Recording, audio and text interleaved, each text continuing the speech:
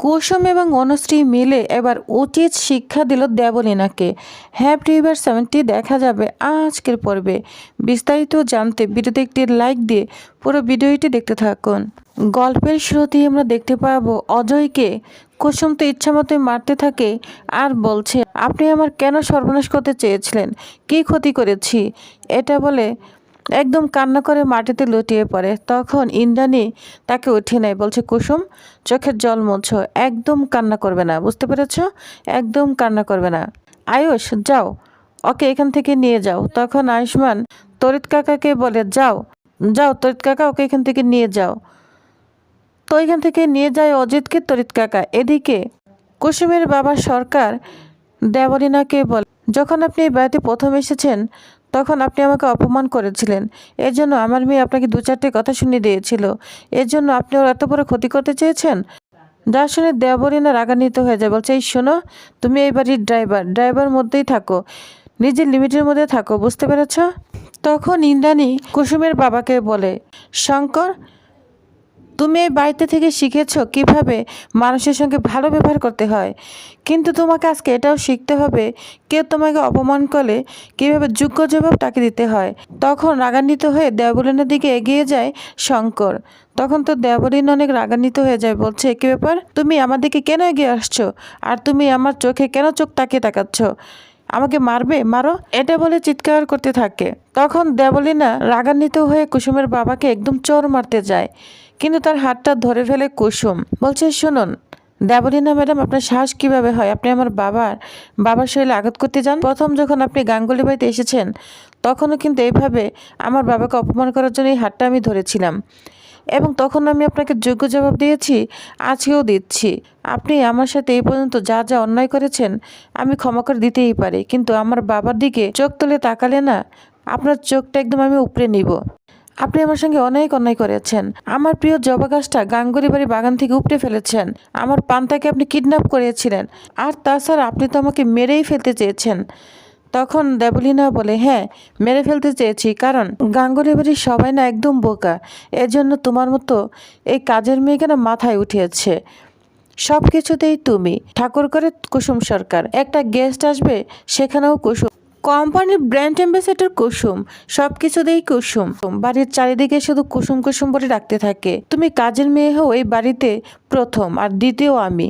তাই আমি চিন্তা করেছিলাম তুমি এই বাড়িতে থাকলে আমি এই বাড়িতে থাকতে পারবো না। দেখলে তো তাই হলো। এই যে আজকে আমার বিয়ে ভেঙে গিয়েছে, সেটা কার জন্য? সেটা তোমারই জন্য কুসুম সরকার। তাই তোমাকে না আজকে আমি মেরেই ফেলবো। এটা বলে কুসুমকে একদম গলা চেপে মারতে যায়। যা দেখে কুসুমের বাবা, ইন্দ্রাণী, আয়ুষ্মান সবাই তো অবাক হয়ে যায়। আয়ুষ্মান তখন কুসুমকে বাঁচাতে যাবে, ইন্দ্রাণী বাধা দেয়, আর তখন কুসুম নিজেকে নিজেই কন্ট্রোল করে ফেলে, দেবলীনাকে একদম ছুঁড়ে ফেলে দেয়। বলছে, কুসুম তখন বলেছিলাম না, এই হাত যেমন খুন্তি নাড়তে জানে তেমনি আপনাদের মতো ম্যাডামকে সাহায্য করতেও জানে। তখন দেবলীনা বলে, তোমার শ্বাস কিভাবে হয়, তুমি আমার শরীরে হাত দাও, আমি এই বাড়ির বউ। তখন কুসুম বলে, আপনি না ঘুম থেকে বাস্তবে আসুন দেবলীনা ম্যাডাম, আপনি এই বাড়ির বউ হননি, আর কখনোই হতে পারবেন না, কারণ এই বাড়ির বউ হতে না যোগ্যতা লাগে, আপনার সে যোগ্যতা আপনার মধ্যে নেই। তখন দেবলীনা বলে, তোমার মতো কাজের মেয়ের কাছ থেকে আমাকে যোগ্যতা শিখতে হবে? তখন কুসুম বলে, শুনুন, হ্যাঁ আমি এই বাড়ির কাজের মেয়ে, আমি জোর গলায় বলতে পারি এই বাড়িতে কাজ করি, কিন্তু আপনার কি ক্ষমতা আছে? আপনার না কোনো কিছু বলারই আপনার মুখে সাজে না, বুঝতে পেরেছেন? আপনি ঈশান সাহেবকে বারবার অপমান করেছেন, পরিবারের সামনে অপমান করেছেন, আপনার কি যোগ্যতা রয়েছে? আপনি না হেরে গিয়েছেন, আপনার খেলা শেষ, আপনি চাইলেও না আর কিচ্ছু করতে পারবেন না। তখন দেবলীনা কুসুমকে বলে, শোনো, দেবলীনার খেলা না কখনোই শেষ হয় না, সবার খেলা যখন শেষ হয় এই দেবলীনার খেলা না শুরু হয়। আচ্ছা আন্টি, এতক্ষণ তো আমার সব কিছুই শুনলে, আমি এই রোশনকে ভালোবাসতাম, আমার বয়ফ্রেন্ড ছিল, কিন্তু এই গাঙ্গুলি বাড়ির বউ হওয়ার জন্য আমি সব কিছুই করতে পারি, তাই ওকে আমি ত্যাগ করেছিলাম। ওকে বারবার বলেছি, ওকে আমি অনেক কারি টাকা দিয়েছি, বারবার বলেছি এই গাঙ্গুলি বাড়ির দিকে যেন চোখ তুলে না তাকায়, আমার সঙ্গে যেন দেখা না করে, কিন্তু তাই করেছে। ও আবার এই গাঙ্গুলি বাড়িতে এসেছে আমার সত্যি বলে দেওয়ার জন্য। আয়ুষ্মানের সঙ্গে হাত মিলিয়েছে। ও ভুল করেছে, ও জানে না কত বড় ভুল করেছে। হ্যাঁ, ওকে মারার জন্য আমি গুন্ডা পাঠিয়েছিলাম, কারণ ও আমার কথা শুনেনি। এর জন্যই ওকে আমি মারার জন্য গুন্ডা পাঠিয়েছি। তো সমস্ত দোষী স্বীকার করে নেই দেবলীনা। তখন বল, আন্টি আমি তো আমার সমস্ত দোষ স্বীকার করে নিয়েছি, কিন্তু তুমি কি এবার শুনবে না? তোমার দুই ছেলেকে তুমি তো অন্ধের মতো বিশ্বাস করো। ওদের সত্যি কি তুমি শুনবে না? ওদের সত্যি শুনলে তুমি হাঁ হয়ে যাবে। যাদেরকে তুমি এত বিশ্বাস করো, তোমার দুই ছেলে তোমাকে ঠকালো। তখন ইন্দ্রাণী বলে, তুমি কি বলতে চাচ্ছ? কি সত্যি? তখন দেবলীনা রূপসায়ের গ্রামে ঈশান, কুসুম আর আয়ুষ্মান কি করেছে সমস্ত সত্যি ইন্দ্রাণী গাঙ্গুলিকে বলে দেয়। যা শুনে ইন্দ্রাণী তো অবাক হয়ে যায়। বলছে, আয়ুষ্মান, ঈশান, তোমরা কি করেছ? অবশেষে তোমরা আমাকে ঠকালে। দেবলীনা তো আমার কেউ হয় না, কিন্তু তোমরা তো আমার রক্তের। তোমরা আমাকে ঠকালে। আমি বিশ্বাসও করতে পারছি না। আয়ুষ্মান, ঈশান, তোমরা আমাকে ঠকিয়েছ। রাজ, হ্যাঁ, আমার মানুষ করার মধ্যে না ভুল ছিল। আমি না ওদের মানুষ করতে পারিনি, ওরা আমাকে ঠকিয়েছে। তখন দেবলীনা কুসুমকে বলে, কুসুম দাঁড়িয়ে আছো কেন? যাও, স্বীকার করো তুমি এই বাড়ির বড় বউ, আয়ুষ্মানের বউ। রূপসায়ের গ্রামে সেজেছিলে না? তখন কুসুম মনে মনে বলে, দেবলীনা ম্যাডাম আমার রূপসায়ের গ্রামের কথাই বলছে। বুঝতে পেরেছি, বিজ্ঞাপনের কাজটাকেই ছোট সাহেবকে স্বামী বলে মেনে নিয়েছি, ওইটা বলছে না তো। এটা বলে একটু স্বস্তি পায়। তখন দেবলীনা বলে, চুপ করে দাঁড়িয়ে আছো কেন? বলো, তুমি এই বাড়ির বউ, আয়ুষ্মানের বউ, যাকে তুমি দেবীমা বলে ডাকতে, এইবারে কাজের মেয়ে হয়ে এবারে বউ হওয়ার স্বপ্ন দেখছো, কেন বলছো না? তো কুসুম তো অবাক হয়ে দাঁড়িয়ে আছে। অন্যদিকে আয়ুষ্মান, ঈশান সমস্ত সত্যি তার মাকে বলতে যাবে, ওই মুহূর্তেই অনুশ্রী চলে আসে। অনুশ্রীকে দেখে তো দেবলীনা এবং ইন্দ্রাণী সবাই অবাক হয়ে যায়। বলছে, ম্যাডাম আমাকে ক্ষমা করবেন, আপনাদের ছেলেরা আপনাকে অসম্মান করেনি, বরং সম্মান করেছে।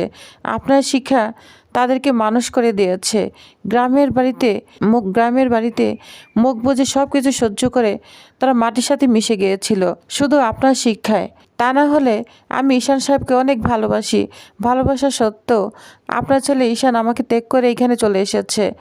আয়ুষ্মান বলে, হ্যাঁ মা, ও ঠিক বলছে।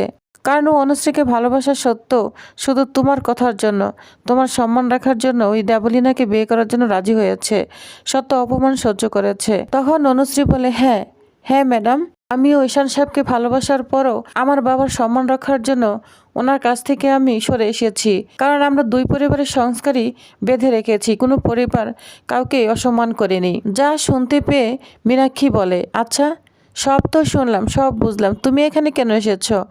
তখন অনুশ্রী বলে, আমি এখানে এসেছি ইন্দ্রাণী ম্যাডামের কাছে ক্ষমা চাইতে। কারণ আমার জন্য আপনাদের পরিবারে অনেক সমস্যা হয়েছে, এজন্য ম্যাডামের কাছে আমি ক্ষমা চাইতে এসেছি। ম্যাডাম আপনি আমাকে ক্ষমা করে দিন, আমার জন্য আপনাদের অনেক ঝামেলা পোহাতে হয়েছে।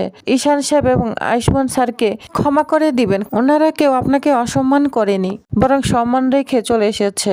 আমার বাবা বড় লোকদের অনেক ঘৃণা করে, এর জন্য হয়তো ঈশান সাহেবের সাথে আমার বিয়েটা দিতে রাজি হয়নি। আমরা আমাদের পরিবারের মান রেখেছি, সম্মান রেখেছি, আপনি ওনাদের ক্ষমা করে দিন, সেই সাথে আমাকেও ক্ষমা করে দিন ম্যাডাম। তখন দেবলীনা বলে, হ্যাঁ ক্ষমা। আচ্ছা আন্টি, তোমার দুই ছেলে সব সত্যই তো তোমার কাছে এখন পরিষ্কার, তোমাকে ঠকিয়েছে। তা আমি সবাইকে আঙ্গুল দিয়ে দেখিয়েছি, সব প্রমাণ তো এখন তোমার সামনে চলে এসেছে। কি আমাকে থ্যাঙ্কস দিবে না? আমাকে থ্যাঙ্কস দাও। চুপ করে রইলে কেন? নাকি তোমার দুই ছেলের কথা শুনে একদম তোমার মুখটা থুবড়ে পড়ে গিয়েছে, মুখের বুলি বন্ধ হয়ে গিয়েছে? তখন ইন্দ্রাণী দেবলীনার সামনে এসে দেবলীনাকে একদম কষে চড় মারতে থাকে, যা দেখে সবাই তো অবাক হয়ে যায়। তো ভিউয়ার্স, তাহলে আপনাদের কি মনে হয় তো নেক্সট পর্বে কি হতে চলেছে? এবার কি অনুশ্রীকে ঈশানের বউ হিসাবে মেনে নেবে ইন্দ্রাণী গাঙ্গুলি? তো নেক্সট পর্বটি জানতে অবশ্যই আমার সাথেই থাকুন। ধন্যবাদ।